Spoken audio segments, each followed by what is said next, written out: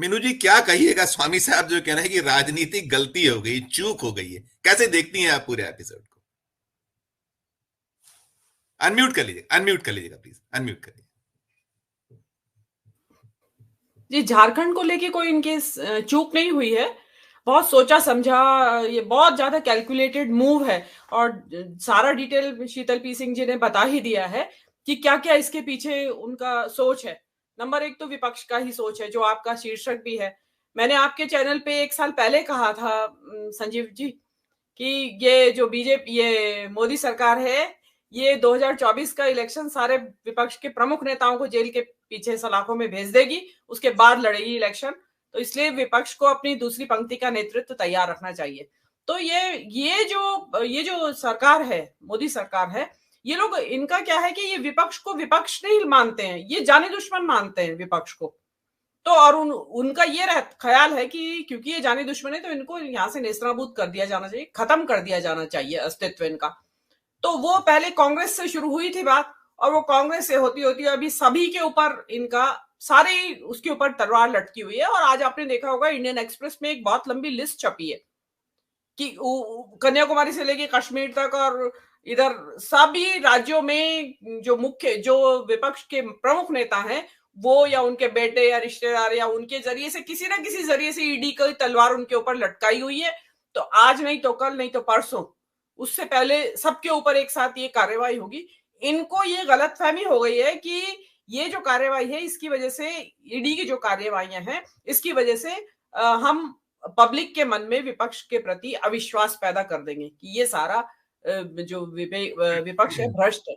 देखिए, विपक्ष, जो पब्लिक है, उसके मन में विश्वास पैदा हो जाता कि मोदी जी भ्रष्टाचार के खिलाफ लड़ाई लड़ रहे हैं, लेकिन अगर वो समान रूप से सबके ऊपर तलवार चलाते, जो देखिए, अब लिस्ट वो दोहराने से फायदा नहीं है कि हेमंत बिस्व शर्मा, अजित पवार और हम सबके नाम ले, दर्शकों को भी याद हो गए होंगे सबके नाम। वो तो शीतल सर ने कह ही दिया कि जैसे ही अब हम बीजेपी में जो आ जाता है तो वो पाक साफ हो जाता है, वो एक हाँ बिल्कुल, जी, उसको कोई उसके जी, सारे पाप धुल जाते हैं।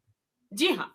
तो इनकी कैलकुलेशन यही थी कि जैसे नीतीश कुमार ने कॉम्प्रोमाइज कर लिया, चले गए। इनकी हेमंत सोरेन से भी एक कॉम्प्रोमाइज का उम्मीद थी इनको, और उसका कारण भी बहुत बड़ा था, क्योंकि देखिए, इसके असेंबली इलेक्शन में एक साल से भी कम का समय रह गया है, और वहां उपचुनाव हो नहीं सकता, इस वजह से जो कानून है प्रतिनिधित्व का, उसके हिसाब से चुनाव हो नहीं सकता है। तो इनका मानना ऐसा था कि हेमंत सोरेन की अरेस्ट होते ही उनकी पत्नी को, जो वो चाह रहे हैं बनाना मुख्यमंत्री, जो कि पास्ट एक्सपीरियंस भी रहा है कि भाई मुख्यमंत्री को अगर किसी अड़चन आ गई है तो वो पत्नी को सौंप जाते हैं अपनी गद्दी, जो हो रहा था पिछले दिनों, उनका मानना बिल्कुल यही था। लेकिन उन्होंने, क्योंकि वो कानूनी अड़चन उनको मालूम थी, तो उन्होंने रास्ता निकाल लिया। यहां बीजेपी हक्का बक्का रह गई कि ये जो अचानक से चंपई सोरेन का नाम क्रॉप अप हुआ, तो हम लोग भी रह ही गए थे, हमको भी उम्मीद नहीं थी, लेकिन बीजेपी जो कि षड्यंत्र कर रही थी, उनको तो सबसे ज्यादा धक्का लगा कि ये हुआ क्या है। तो उनका ये मानना था कि क्योंकि सोरेन की पत्नी तो बन नहीं पाएंगी, तो और परिवार में हड़कंप मचा हुआ है, झगड़ा मचा हुआ है, तो उसमें आप सिद्ध करें, वो सिद्ध करें, कुछ एमएलए इधर चले जाएं, कुछ एमएलए उधर चले जाएं, और ये लोग अपना ऑपरेशन लोटस वहां चला देंगे और सरकार अपनी बन जाएगी, या कुछ भी नहीं हुआ तो राष्ट्रपति शासन लगा दिया जाएगा। लेकिन वहां स्थिति ऐसी बन नहीं रही है अब, क्योंकि चंपई सोरेन और वो जो आपने बताया भी कि शायद आप में से किसी ने बताया कि वीडियो भी जारी कर दिया है उन्होंने 43 एमएलए के शीतल साथ सर में। ने तो जी। हाँ जी, जी। तो उससे अब इनको ये लग रहा है कि इसको रोके तो कैसे रोके, ये जिसको कहते हैं ना बूमरैंग हो गया।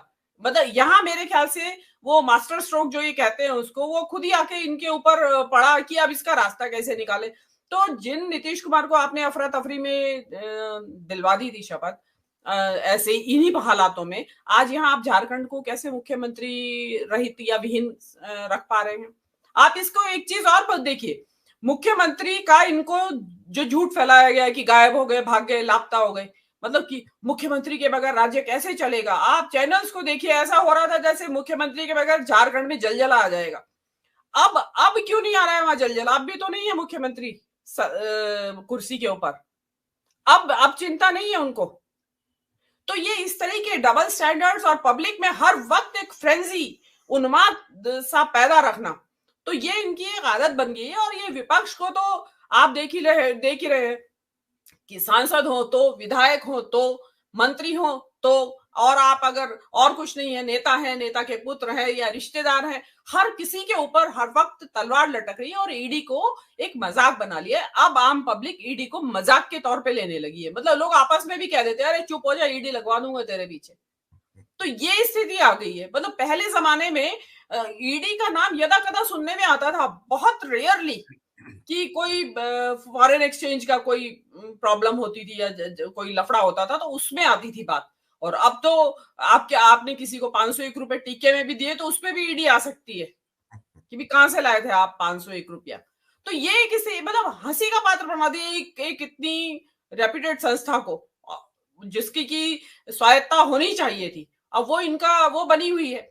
और इनको वो ही लगता है जो आप सभी बोल रहे हैं, कि इनको लगता है कि हम जो बजट में तो हमें कुछ करने की जरूरत है नहीं, इसलिए लैकलस्टर है बजट। उनको ये लगता है कि हम तो भैया सीबीआई, ईडी, आईटी, पेगासस और नहीं तो बुलडोजर और बहुत सारे इस तरह के बहुत सारे इनके पास साधन है, तो उसके जरिए, और बाकी का रहा सारी कसर बीजेपी का आईटी सेल है करने के लिए। और आपकी तरह इन लोगों ने अपने यूट्यूब चैनल्स खोले हुए, आप वहां जाके सुनिए कितनी भद्दी भाषा, और जो विपक्ष के नेताओं के कितने भद्दे भद्दे नाम थंबनेल में लिखे रहते हैं। तो वो चीजें यहाँ पे चल रही हैं, तो उसमें पब्लिक का बेवकूफ भी बनाया जा रहा है और बन रही है पब्लिक बेवकूफ। तो विपक्ष को तो मेरा तो सलाह यही है, विपक्ष को, मैं हालांकि सलाह देने वाले का हमारा काम नहीं है, लेकिन फिर भी जो ये चल रही है, जो जिस तरीके का मंजर इस देश में चल रहा है, उसमें विपक्ष के दूसरी पंक्ति के नेता जो है सभी दलों के, उनको तैयारी रखनी चाहिए ताकि वो 2024 का इलेक्शन लड़ सके। ऐसा ना हो कि कहीं बांग्लादेश जैसी स्थिति पैदा हो जाए कि कोई है ही नहीं, तो वो कहेंगे भाई जब विपक्षी लड़ना नहीं चाहता तो भाई हम क्या करें, हम तो निर्विरोध आ गए चुन के। तो ये तैयारी बिफोर हैंड करके रखनी चाहिए। और लेकिन जिस चीज का हम कह रहे हैं इतनी आसानी से, वो एक इतना आसान सिनेरियो है नहीं टू इमेजिन, कि आप सोचें कि ये देश के सारे नेता एक लाइन से जेल के सलाखों के पीछे। अब कल परसों में बता रहे हैं कि केजरीवाल का नंबर है, बिल्कुल, और डेफिनेटली होगा, उसमें भी यही सब कुछ होने वाला है। तो इसमें क्या है कि आप रोज रोज सुनते रहेंगे एक एक जा रहे हैं, एक एक जा रहे हैं।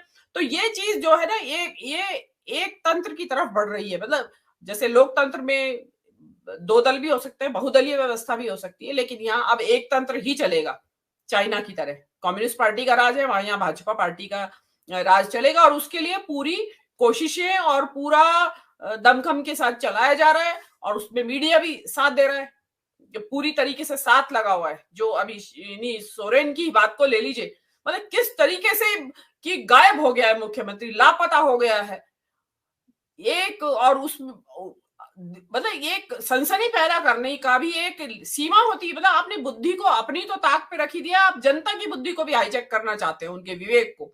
तो ये एक बहुत खतरनाक मंजर की तरफ ये देश बढ़ रहा है, और चिंता है हमें। लेकिन हम तो अभी अपनी बात यहाँ कह ही सकते हैं, इसके अलावा तो और क्या कर सकते हैं। मीनू जी, क्या आपको उम्मीद है, हम निराशा फैलाने जैसी बात नहीं करते, जो अखिल सर कहना है, हमारा निराशा फैलाना कतई उद्देश्य नहीं है, लेकिन जो हालात हैं फ्री एंड फेयर पोल्स को लेकर, आपको संभावना दिखती है? ये सब कुछ जो हो रहा है, इसमें क्या कुछ आप देखती हैं? जो शीतल सर ने भी आशंका व्यक्त की, हम लोग भी जो पा रहे थे, आप उसे कैसे, आपका नजरिया क्या है? मीनू जी अनम्यूट कर लीजिए। तो ईवीएम से पहले मैं तो ये जो वोटर लिस्ट है, इसी का मैं तो कहती हूँ कि विपक्षी पार्टियों को इसमें ही बहुत ज्यादा ध्यान देने की जरूरत है। हर बार आप देखते हैं कि कुछ खास लोकेलिटीज का, कुछ खास समुदायों के पूरे मोहल्ले गायब होते हैं वोटर लिस्ट से। और इसमें एक जो मेरे अपने पर्सनल एक्सपीरियंस से मैं बता रही हूँ, मुझे एड्रेस चेंज कराने की जरूरत पड़ी अपने वोटर आईडी कार्ड में, और जो बीएलओ होते हैं वहां, उनको वहां पे 10 चक्कर लग गए कम से कम। अब ये पेपर ला दो, अब ये ला दो, ये रह गया, वो रह गया। तो हम तो साधन संपन्न है, पेपर की फोटोकॉपी भी करा लाए, जानते भी है, पढ़े लिखे हैं, सब कुछ जानते हैं, और 10 चक्कर भी काट लिए, समय था क्योंकि हमारे पास। लेकिन जो गरीब आदमी है या जो लोअर मिडिल क्लास का आदमी है, जो इतना साधन संपन्न नहीं, जिसको अपनी रोजी रोटी की ज्यादा चिंता है बजाय अपने वोटर लिस्ट में नाम दर्ज कराने की, वो कैसे करेगा? तो मेरा तो ये कहना है कि जो विपक्षी दल हैं और जो उनको लगता है कि ये हमारे वोटर लिस्ट, हमारे ही वोटर्स गायब होते हैं वोटर लिस्ट से, उनको घर घर जाके खुद ये कमान संभालनी चाहिए कि सब जिन लोगों के नाम वोटर लिस्ट में नहीं है या कोई किसी तरह की कोई दिक्कत आ रही है, नाम बदलवाना है या सरनेम बदलवाना है, एड्रेस बदलवाना है या कुछ भी बदलवाना है, तो वहां से शुरुआत की जानी चाहिए, क्योंकि वहां पे भी उस स्तर पे भी एक बहुत बड़ा घोटाला होता है। और फिर उसके बाद आप ईवीएम की बात कर रहे हैं, ये बैलेट पेपर में बहुत बड़ा घोटाला है। अब तो बहुत सारे लोगों को कर दिया है कि दिव्यांग भी दे सकते हैं और सीनियर सिटीजन भी दे सकते हैं, एक कैटेगरी है। यहाँ पे उत्तराखंड में जो विधानसभा इलेक्शन उसमें बहुत बड़ा घोटाला हुआ। आर्मी के बैलेट पेपर्स में एक आर्मी ऑफिस में वहां पे वो उसमें ठप्पे लगाता हुआ वीडियो वायरल हुआ, उनको यहाँ के भूतपूर्व मुख्यमंत्री ने, हरीश रावत ने वायरल भी किया।